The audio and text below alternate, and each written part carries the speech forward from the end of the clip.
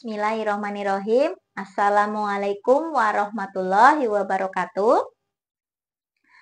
Ya, ketemu lagi dengan Bu Rike di materi teknologi produk bakery.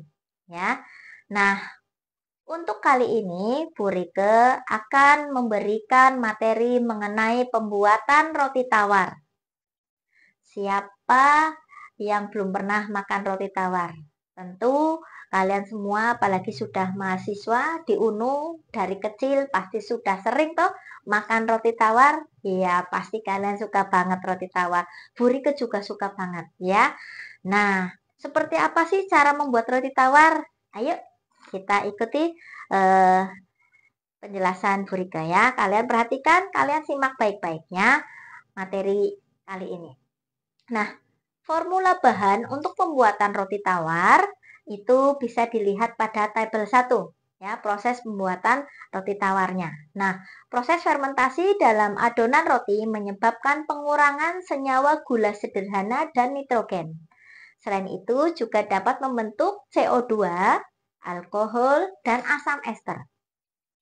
Proofing, nah, kalian sudah belajar proofing kan pekan sebelumnya? Ya. Proofing diperlukan agar adonan mempunyai kelenturan dan ekstensibilitas yang baik. Waktu yang diperlukan berkisar antara 50 sampai 70 menit tergantung pada macam dan jumlah ingredient atau komposisi serta suhu fermentasinya. Nah, ini adalah tabel 1 formulasi untuk membuat roti tawar. Nah, bahan-bahannya ada tepung terigu, air, ragi, kemudian ada MYF atau mineral yeast food, ada garam, gula, lemak, dan susu bubuk. Kemudian metodenya ada sponge duff dan straight duff. Nah, untuk sponge duff, tepung terigunya yang digunakan 100%. Straight duff juga sama ya, 100%. Kemudian airnya untuk sponge duff itu 55 sampai 65% dan straight duff juga sama. Kemudian untuk yang ragi, kedua metode sama ya, 1 sampai 1,5% ya, masih sama. Kemudian untuk MYF-nya juga sama 0,075%. Garamnya 1,75 hingga 2,5%. Nah, kalau gula pada sponge duff itu 4-10%, sedangkan pada straight duff itu 4-11%. Untuk lemaknya juga sama, kedua metode menggunakan lemak 2-4%. Kemudian susu bubuknya di sponge duff itu 0-8,2% dan straight duff-nya 0,6%. Nah, mekanisme ya, selama fermentasi pH akan turun dari 5 sampai 3 menjadi 4 sampai 5. Nah, pH ya, pH kalian tahu kan pH adalah derajat keasaman. Nah, karena terjadi pembentukan asam-asam seperti asam cuka oleh bakteri asam asetat dan asam laktat ya atau bal. Nah, penurunan pH ini akan mempengaruhi hidrasi dan pengembangan gluten dan laju kegiatan enzim. Proses terpenting dalam pembuatan roti tawar adalah pemanggangan. Melalui proses ini, adonan roti diubah menjadi produk yang ringan dan berongga, mudah dicerna, dan aromanya sangat merangsang. Aktivitas biologis yang terjadi dalam adonan dihentikan oleh pemanggangan disertai dengan hancurnya mikroorganisme dan enzim yang ada. Pada saat yang sama, substansi rasa terbentuk meliputi karamelisasi gula, pyrodextrin, dan melanoidin sehingga menghasilkan produk dengan sifat organoleptik yang dikehendaki. Ini adalah proses pembuatan roti tawar. Bahan utamanya adalah terigu, air, hamir atau yeast atau ragi, kemudian garam, susu atau lainnya. Kemudian bahan tambahannya adalah gula, shortening, dan malt. Tahap pertama adalah pencampuran dan pengadukan. Kemudian setelah itu ada fermentasi, yaitu peragian selama 15-30 menit. Kemudian pembentukan dan penimbangan. Lalu pengembangan adonan atau proofing dan baking atau pemanggangan. Setelah itu pendinginan dan pemotongan. Nah, kemudian ini ada pembuatan roti manis. Kalau tadi kita mempelajari pembuatan roti tawar, ini ada pembuatan roti manis, ya. Nah, pembuatan roti manis dapat dilakukan dengan dua cara, yaitu Strafdaf dan cara sponge and duff juga, ya, sama seperti roti tawar. Nah, roti manis dibuat menurut formula dasar yang dapat divariasi sesuai keinginan. Nah, ini tabel 2 itu formula dasar roti manis. Ya, bahan roti manis itu tepung terigu 100%, airnya bervariasi ya, kurang lebihnya 50%, ragi instan 2%, garam halus 1,2%, gula 20%, susu bubuk full creamnya 10%, margarin 10%, mentega orchid 10%, kuning telur 5 butir, dan pengembang adonan 0,5%. Nah, ini adalah pembuatan roti manis dengan cara Strafdaf. Semua bahan kecuali garam dan mentega diaduk dengan duff mixer dengan kecepatan rendah selama kurang lebih 7 menit. Kemudian sisa bahan dimasukkan dan diaduk dengan kecepatan tinggi selama kurang lebih 8 menit atau sampai menjadi kalis. Adonan diistirahatkan selama 15 menit dengan ditutup kain dingin, kemudian dibuang gasnya dengan cara ditekan. Adonan dibagi-bagi dengan berat 65 gram, lalu dibulat-bulatkan, kemudian diistirahatkan 10 menit di atas meja dengan ditutup kain dingin. Setelah itu adonan ditekan dan dibulat-bulatkan lagi, dan kemudian disusun di loyang yang telah disemir dengan mentega. Kemudian dibiarkan mengembang dalam ruang tertutup tetapi lembab, ya, yang disebut dengan proofing, suhu 40 derajat Celcius dan RH atau relative humidity atau kelembaban 80-85% selama 40 menit. Setelah 20 menit pertama, adonan seperempat mengembang, bagian atas adonan roti dioles dengan susu dan selanjutnya di proofing lagi sampai adonan mengembang sempurna. Kemudian dipanggang di oven pada suhu 150 derajat Celcius selama kurang lebih 11 menit sampai warna roti kuning kecoklatan. Kemudian cara sponge and duff. Pada pembuatan roti manis dengan cara sponge and duff, bahan-bahan roti terlebih dahulu dibagi menjadi dua bagian, yaitu sponge, kemudian ada duff-nya.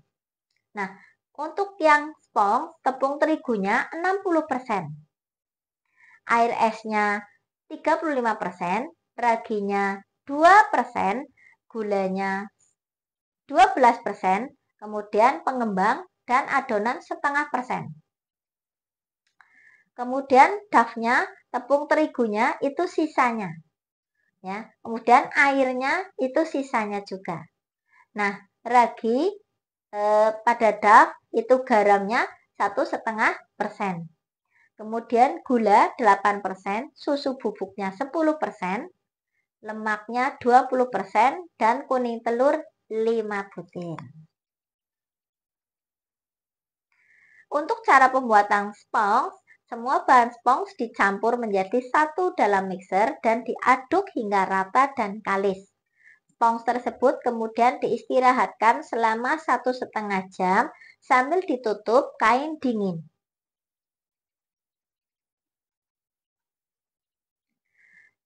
Nah, kemudian cara pembuatan duff. Semua bahan DAF kecuali garam dan lemak dan spons yang sudah jadi dicampur rata dengan kecepatan rendah. Garam dan lemak dimasukkan setelah adonan hampir kalis. Pengadukan dilanjutkan dengan kecepatan tinggi sampai adonan kalis.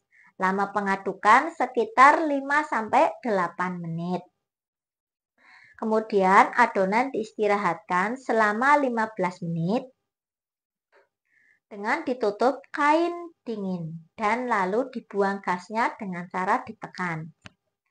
Adonan dibagi-bagi dengan berat 65 gram lalu dibulat-bulatkan, diistirahatkan 10 menit di atas meja dengan ditutup kain dingin. Setelah itu, adonan ditekan dan dibulat-bulatkan lagi dan kemudian disusun di loyang yang telah disemir dengan mentega. Dibiarkan mengembang dalam ruang tertutup tetapi lembab, ya, itu proofing, suhunya 40 derajat Celcius dan RH-nya 80-85% selama 40 menit, ya, hampir sama tadi dengan cara pembuatan spons, ya. Kemudian setelah 20 menit pertama, adonan seperempat mengembang, bagian atas adonan roti dioles dengan susu dan selanjutnya di-proofing lagi sampai adonan mengembang sempurna. Kemudian adonan dipanggang di oven pada suhu 150 derajat Celcius selama kurang lebih 11 menit sampai warna roti kuning kecoklatan. Nah, untuk mutu adonan dalam pembuatan roti sangat tergantung kepada kandungan gluten tepung. Gluten merupakan komponen utama protein tepung gandum dan terdiri dari protein glutein dan gliadin. Sifat gluten tidak larut dalam air dan dengan air akan membentuk senyawa yang bersifat kenyal. Gluten akan menentukan mutu adonan, volume pengembangan adonan, dan sangat menentukan penampilan roti yang dihasilkan, khususnya dalam pembentukan struktur kram. Sifat elastis dari gluten terbentuk saat pengadukan adonan. Hidrasi dan pengembangan gluten serta laju kegiatan enzim dipengaruhi oleh penurunan pH adonan saat berlangsungnya proses fermentasi. Hal ini terjadi karena penurunan pH menyebabkan terjadinya aksi-aksi enzim proteolitik pada protein sehingga mampu membentuk sistem dinding penahan gas. Gluten menyebabkan peningkatan ekstensibilitas dan elastisitas adonan yang dapat mencegah kerusakan sel-sel remah selama pengembangan. Pengembang roti umumnya mengandung senyawa-senyawa asam askorbat, amonium klorida, kalsium sulfat, dan tepung daging. Amonium klorida berfungsi sebagai sumber nitrogen yang mengatur kecepatan produksi gas dalam adonan. Kalsium sulfat merupakan sumber ion kalsium dan bersama protein gluten dapat menambah gas saat pengembangan adonan. Sedangkan tepung daging berfungsi sebagai penambah protein untuk memperkuat struktur gluten. Mutu roti yang baik meliputi volume roti yang besar, bentuknya simetris. Warna kerak roti tawar yang baik meliputi volume roti yang besar. Bentuknya simetris, warna kerak roti yang coklat kekuningan, tekstur kerak yang tipis dan kering, serta sifat-sifat bagian roti yang meliputi butiran dan tekstur. Butiran yang baik adalah butiran dengan sel yang halus, seragam yang panjang-panjang, sedangkan tekstur yang baik adalah yang halus, lembut, dan elastis. Selain itu, struktur remah harus rata, warna remah terang, beraroma harum gandum dan ragi dengan rasa dan daya simpan yang baik. Setelah roti tawar keluar dari oven dan menjadi dingin, roti dapat menjadi cepat basi atau stale, yaitu hilangnya rasa lezat dan aroma kulit. Kulit menjadi lembek dan alot, Remah roti menjadi kaku, keras, dan meremah. Proses kebasian ini disebabkan oleh perubahan dalam ikatan air dan pati. Air pada bagian dalam roti berpindah secara lambat ke kulit roti yang relatif lebih kering meskipun dibungkus dengan pembungkus yang tahan air dan gas. Setelah 4 hari disimpan pada suhu 21 derajat Celcius, kandungan air remah akan menurun hingga 29% dan pada kulit roti akan meningkat menjadi 28%. Habisnya air dari remah roti akan menyebabkan remah menjadi basi. Kelembaban seimbang atau ERH roti tawar kurang lebih 90%. Kelembaban ini dipengaruhi oleh kadar air dan susu. Kulit roti mempunyai keseimbangan yang lebih kecil sehingga cenderung menjadi lembek pada kondisi lembab.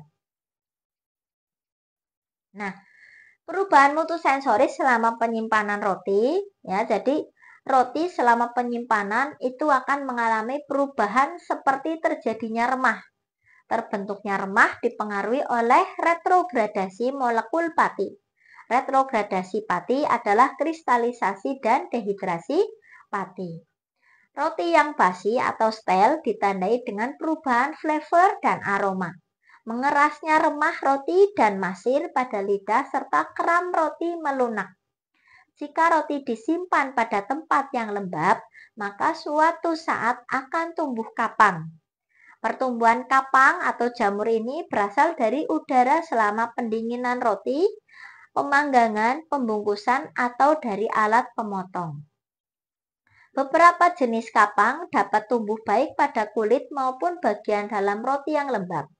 Kapang yang sering ditemukan dalam roti adalah Rhizopus stolonifer, Penicillium expansum, dan Penicillium staphylic, kemudian Mucor sp dan Gerythricum sp. Selain itu juga terdapat spesies-spesies dari Rhizopus, Aspergillus, dan lainnya.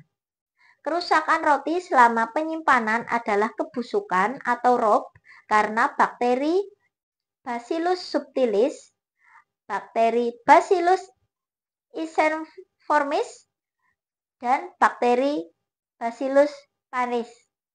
Roti yang busuk ini ditandai dengan bau dan rasa yang tidak menyenangkan, remah, makin gelap, dan lengket.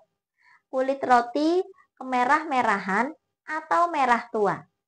Ketengikan atau rancidity merupakan kerusakan lain pada roti. Ketengikan ini disebabkan oleh kerusakan lemak atau minyak sehingga menghasilkan rasa dan bau tidak enak. Itu saja materi dari Bu Rike ya. Jadi untuk proses pembuatan roti materinya sudah selesai.